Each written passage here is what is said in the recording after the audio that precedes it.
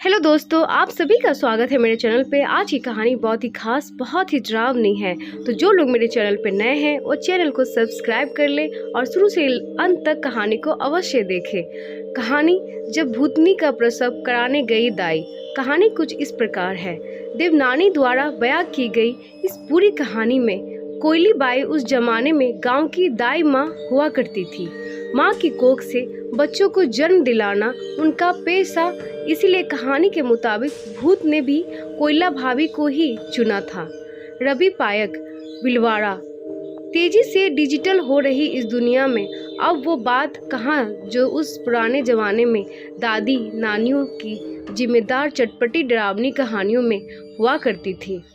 Mobile, TV और मनोरंजनों के अग्निगत साधनों के बीच दादी नानियों की कहानी अब बस यादों में ही सिमटकर रह गई है। और तो और उन डरावनी भूत प्रेत और बेटा सो जा नहीं तो डाकू आ जाएगा, ऐसी तमाम तरह की चटपटी कहानियों को बयां करने वाली दादी नानियों की संख्या भी अब धीरे धीरे न के बराबर रह गई है। इन कहानियों को सुनना चाहे कोई पसंद ना करे, लेकिन इन कहानियों को आज भी फिर से दोहराया जाए तो ये चटपटी कहानी आज की रियल लाइफ से भी मज़ेदार हुआ करती थी। दादी नानियों की उन खट्टी मीठी कहानियों में एक अलग ही प्रकार का मज़ा छुपा हुआ था।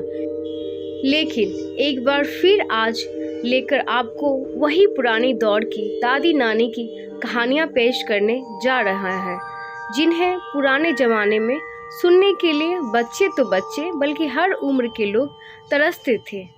एक ऐसी ही मज़ेदार कहानी आज हम आपको सुनाने वाले हैं। यह कहानी सुना रही है भीलवाड़ा जिले के आशीन कस्बे के रहने वाले 60 वर्षीय बुजुर्ग महिला देवनानी। जब भूतनी की डिलीवरी करवाने पहुंची दाई, एक समय की बात है जब पुराने ज़माने में ना तो हॉस्पिटल हुआ करता था ना ही चिकित्सक। ऐसे में एक बार देर रात को भूत एक व्यक्ति 60 वर्षीय कोयली भाभा के पास आया और कहा कि मेरी पत्नी के डिलीवरी है, जल्दी से मेरे साथ चलो। जिसके बाद कोयली भाभा उस व्यक्ति के साथ आगे आगे चली गई और वो पीछे पीछे आता रहा। दोनों चलते चलते एक बावड़ी तक पहुंच गए जिसमें पानी भरा हुआ था। फिर कोयली भाभा बोली कि पानी में कैसे जाएंगे? तो जवाब में उसे व्यक्ति ने कहा कि आप चलो, मैं पानी को धकेलता हूँ। और फिर बाद में एकदम से दोनों तरफ से पानी 2 भागों में बट गया। पानी को 2 भागों में देखते ही कोयली भाभा को शक हो गया कि कुछ तो गड़बड़ है। फिर अंदर जाने के बाद पता चला कि 2 महिला यानी कि चिरावना अंदर कमरे में है और उन्हें प्रसव हो रहा है। तो ऐसे में भावा ने उनका प्रसव करवाया और बाद में चिरवाना के एक लड़का हुआ। इसके बाद तो सब जगह खुशी की लहर दौड़ गई। सारा काम होने के बाद जब वापस घर जाने की बात आई तो खुशी में भूत व्यक्ति ने बोला कि इस खुशी के बदले में आपको क्या चाहिए? तो वो बोली कि जो आप दिल से देना चाहोगे हम रख लेंगे।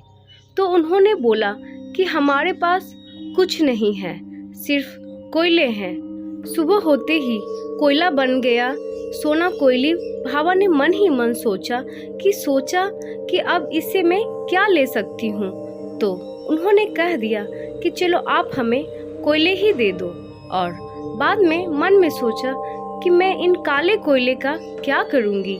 तो वो घर जाते समय वो भूत भी उन्हें छोड़ने के लिए गया और भावा ने भी कोयले को रास्ते में फेंकते हुए घर गई। लेकिन जैसे ही सुबह उठकर भावा देखा तो एक कोयला उनकी लुगड़ी में फंस गया था, जो देखते ही देखते सुबह होते होते सोने में तब्दील हो गया। इसके बाद कोयली भाभी की आंखें चमक उठी और उन्होंने उसे सोने के कोयले से अपने लिए खेत खलियान खरीद लिए। देवनानी द्वारा बयां की गई इस पूरी कहानी में कोयले भाभा उस जमाने में गांव की दाई माँ हुआ करती थी। माँ की कोख से बच्चे को जन्म दिलाना उनका पेशा, इसीलिए कहानी के मुताबिक भूत ने भी कोयला भाभी को ही चुना था। आज भी हर दादी नानी की जुबान पर अपनी कोयली भाभा की कहानी छाई हुई है, जो अपने बच्चों को वो सुनाती है। तो दोस्तों, आप सभी को कोयली भाभा की कहानी कैसी लगी, मुझे प्लीज़ कमेंट करके बताएं। आप किस तरह की कहानी को सुनना देखना पसंद करते हैं, मैं वही कहानी आप सबके लिए लेकर आऊँगी। तो कमेंट करके मुझे प्लीज़ बताएं कि किस तरह की कहानी आप देखना चाहते हैं, और आपको ये मेरी कहानी अच्छी लगी हो तो दोस्तों के बीच शेयर करें। लाइक शेयर सब्सक्राइब करना ना भूलें। And thank you for watching. मिलते हैं एक ऐसी ही खौफनाक डरावनी कहानी के साथ।